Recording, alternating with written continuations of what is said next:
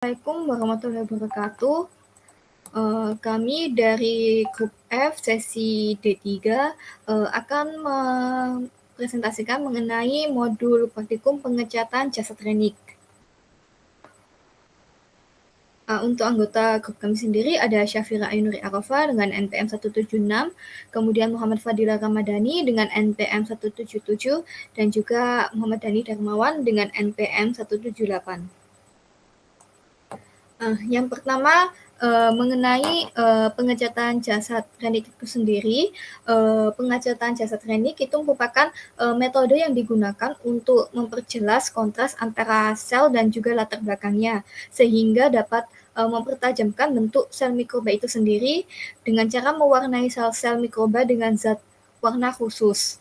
Tujuannya yaitu untuk mengamati bakteri dan mengidentifikasikan struktur beserta morfologinya dengan lebih mudah, dikarenakan ukurannya bakteri itu sendiri itu mikroskopik dan juga bakteri hampir tidak berwarna atau transparan dan kontras dengan air, sehingga untuk melihat dan mengamati bakteri itu sendiri pun sangat susah. Mungkin selanjutnya dapat dilanjutkan oleh teman saya, Dani. Oke, yang selanjutnya yaitu metode pengecatan jasa teknik. Yang pertama pengecatan sederhana. Jadi pengecatan sederhana yaitu pewarnaan yang menggunakan perwarnaan tunggal. Perwarnaan tunggal yang biasanya digunakan dalam pewarnaan sederhana adalah methylene blue, basic fuchsia, dan kristal violet.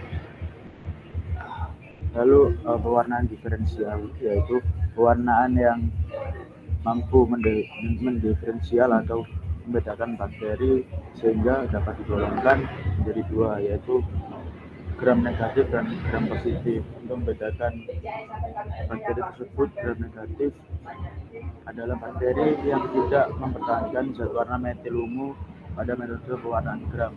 Lalu bakteri yang gram positif akan mempertahankan zat warna metil ungu gelap setelah dicampur dengan alkohol, sementara bakteri gram negatif tidak bisa dilanjut.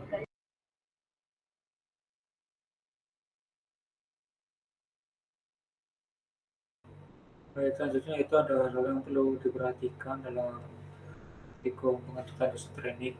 Nah, yang pertama yaitu preparat bakteri harus benar-benar kering sebelum diwarnai. Kedua, dalam melakukan pewarnaan, bakteri harus memperhatikan zat yang digunakan dengan jenis pewarnaan yang dilakukan. Lalu yang ketiga ada untuk menghindari hilangnya sediaan pada preparat, cucilah sediaan dengan air mengalir secara perlahan-lahan. Selanjutnya dilanjutkan oleh Syafira.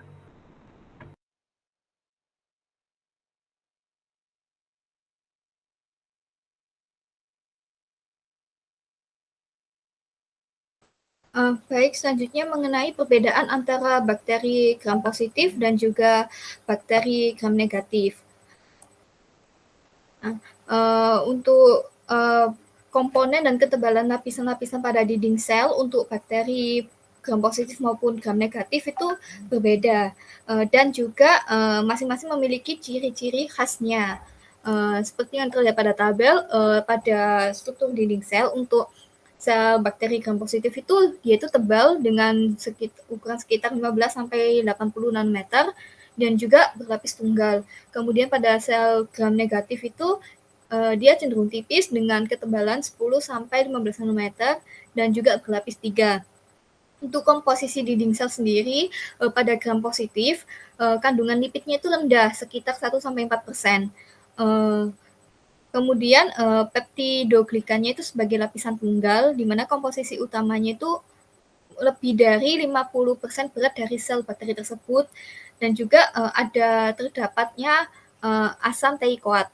Pada sel gram negatif, kandungan lipidnya itu tinggi sekitar 11 sampai 22%.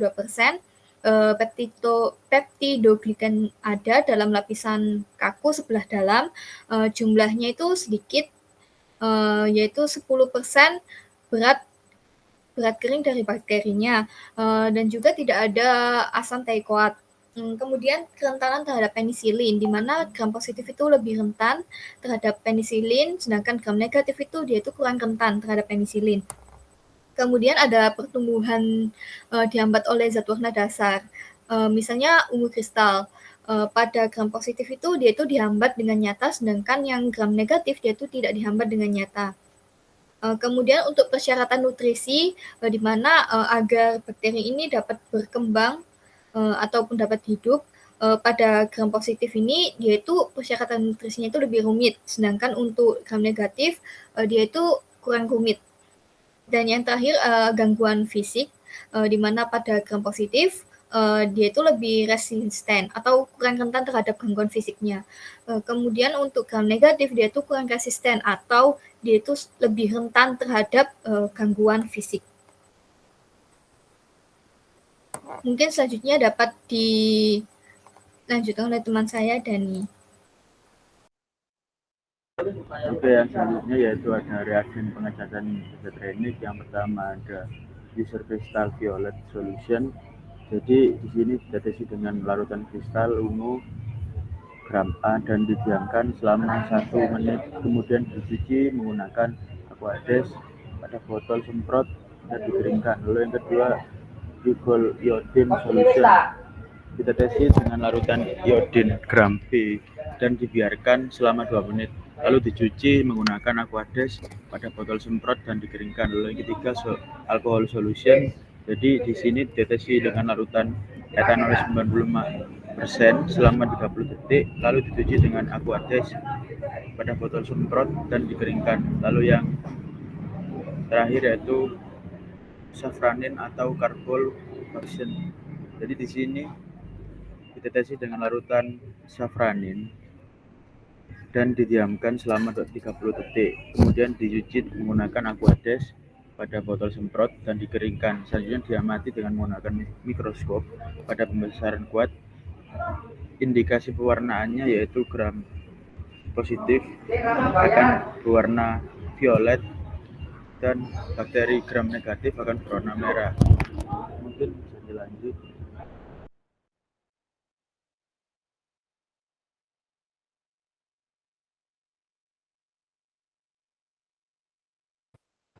Jadi ada yang namanya itu fiksasi. Jadi fiksasi sendiri itu merupakan salah satu bagian dari beberapa tahapan dalam pembuatan sediaan histologi.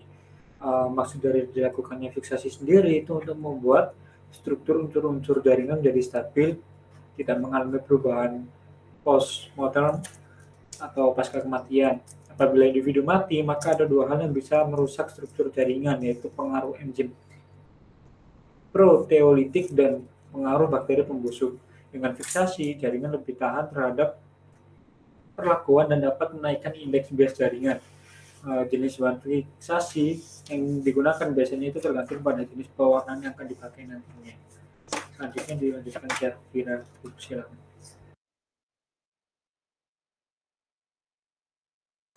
Baik, selanjutnya mengenai macam-macam fiksasi. Pada fiksasi ini terdapat dua cara, yaitu cara kering dan juga cara basah. Di mana pada cara kering itu dia sampel yang berada pada objek gas itu dipanaskan dengan spiritus atau dipanaskan di atas uap air. Sedangkan untuk cara basah, sampel yang berada pada objek gas itu direndam dengan gelas benda yang telah diberi alkohol, formalin, dan lain-lain. Mungkin selanjutnya dapat dijelaskan oleh teman saya, Dani. Oke, yang selanjutnya yaitu struktur bakteri. Jadi ada dua struktur di sini, yaitu struktur dasar. Jadi struktur dasar yaitu terbagi menjadi dua, struktur dasar dan struktur tambahan. Struktur dasar dimiliki oleh hampir semua jenis bakteri meliputi bibit sel, membran plasma, sitoplasma, ribosom, DNA, dan granula penyimpanan. Sedangkan struktur tambahan hanya dimiliki oleh jenis bakteri tertentu. Struktur ini meliputi kapsul, flagellum, pili, fimbria, kromosom, vakuola gas, dan endospor. Mungkin bisa dilanjut.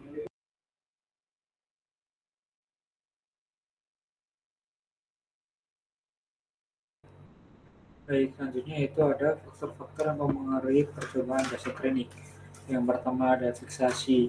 Jadi sebelum bakteri diwarna itu harus dilakukan fiksasi lebih dahulu, yaitu dengan cara fisik atau dengan cara pemanasan atau freeze drying, atau juga dapat dilakukan dengan fiksasi menggunakan agensia kimia. Hal yang kedua yaitu ada peluntur warna. Decolorizer terutama digunakan untuk mendapatkan kontras yang baik pada bayangan mikroskop. Pada umumnya sel-sel yang sukar untuk diwarnai akan lebih sukar untuk didekolorisasi, misalnya pada pewarnaan acid fast pada mikrobakteria. Yang ketiga ada substrat, berpengaruh pada zat warna asam atau basa yang dapat bereaksi dengan senyawa tertentu. Yang keempat ada penggunaan zat pewarna penutup. Zat warna penutup ini suatu zat warna basa yang berada warnanya dengan zat warna mula-mula yang digunakan. Fungsi dari zat penutup ini adalah untuk memberikan warna pada sel yang berbeda warnanya dengan zat warna mula-mula. Mungkin selanjutnya dapat dilanjutkan oleh teman saya, Syafira. Silakan. Baik, selanjutnya mengenai prosedur percobaan. Pada percobaan pengecatan jasad klinik ini digunakan 3 metode pengecatan, yaitu metode pengecatan sederhana, metode pengecatan Ziel-Nielsen, dan juga metode pengecatan gram. Untuk metode yang pertama itu metode pengecatan sederhana, di mana bahan cat yang dipakai itu mercurochrome atau kristal violet. Yang pertama kita teteskan 1 oz suspensi yang mengandung bakteri di atas gelas benda atau objek gelas yang bersih. Kemudian suspensi ini diratakan sampai tipis dengan diameter 1 cm. Kemudian dikeringkan dalam udara sehingga lapisan tipis tersebut menjadi noda kering. Kemudian difixer atau difiksasi dengan memegangnya di atas nyala lampu spiritus. Kemudian tetesilah dengan larutan staining mercurochrome dengan kristal violet. Dan tunggulah 2-3 menit yang kemudian dilihat dengan mikroskop menggunakan minyak inersi. Dan yang terakhir mengamati dengan seksama gambar-gambar yang dihasilkan dalam mikroskop. Kemudian selanjutnya dapat diteruskan oleh teman saya, Dani. Oke, yang selanjutnya itu prosedur pengecatan gram. Jadi yang pertama suspensi yang mengandung bakteri diambil ditetes dengan OC diratakan dalam gelas benda yang bersih. Lalu yang kedua, tunggulah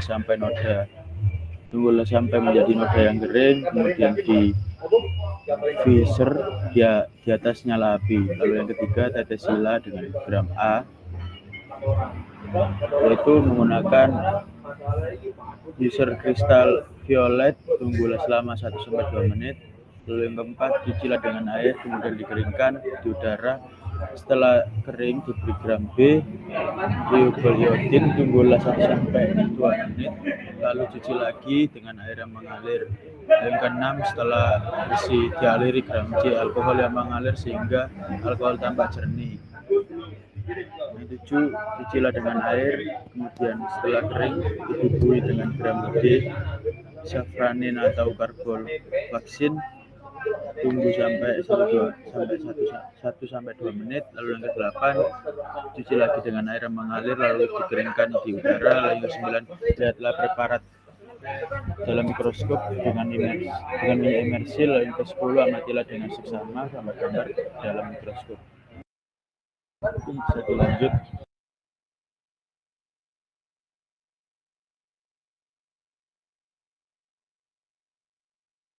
Baik, selanjutnya yaitu ada pengecatan Ziel-Nielsen.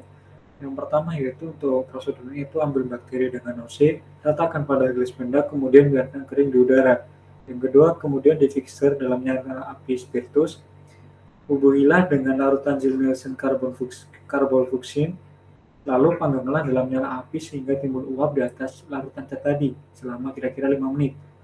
Setelah dingin, dicuci dengan air, kemudian cuci dengan alkohol asam dengan campuran 3% HCl dalam alkohol 95%. Sampai alkohol tampak jernih, kemudian dibilas dengan air. Lalu tetesi dengan larutan lover methylene blue, tunggu 1-2 menit, kemudian dicuci dengan air yang mengalir. Setelah dibiarkan kering, Di udara, amatilah dengan seksama di dalam mikroskop dengan minyak imersi. Selanjutnya dilanjutkan oleh Syafira, silakan. Baik, selanjutnya mengenai hasil pengamatan yang diperoleh dari pengecatan ketiga metode tersebut.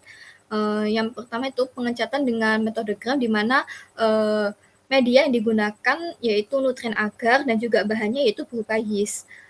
Dihasilkan pada mikroba tersebut berbentuk kokus, kemudian tak berinti sel dan juga berkoloni. Untuk warna bakterinya sendiri terlihat warna ungu dan juga warna latarnya yaitu krim. Pengamatan ini dilakukan dengan perbesaran lensa okuler 10 kali dan juga objektifnya 40 kali. Kemudian dengan metode pengecatan Zell-Nielsen, dengan media yang digunakan yaitu sama, nutrien agar, bahannya yaitu berupa yeast, diperoleh bahwa bakteri atau mikroba berbentuk kokus, tak berinti sel, berkoloni, memiliki warna bakteri yang berwarna biru, dan juga warna latarnya yaitu putih. Untuk perbesarannya sendiri yaitu sama, okulernya 10 kali dan juga objektifnya 40 kali. Kemudian yang terakhir yaitu metode pengecatan sederhana. Untuk medianya yaitu medianya sama, nutrien agar, dengan bahan yang sama juga yaitu yeast. Diperoleh bahwa bakteri itu berbentuk kokus, tak berinti sel, berkoloni, dan juga warna bakterinya yaitu ungu dengan warna latarnya merah muda. Perbesaran yang digunakan juga sama, yaitu lensa okulernya 10 kali dan juga lensa objektifnya 40 kali. Baik, sekian presentasi dari grup kami. Wassalamualaikum warahmatullahi wabarakatuh.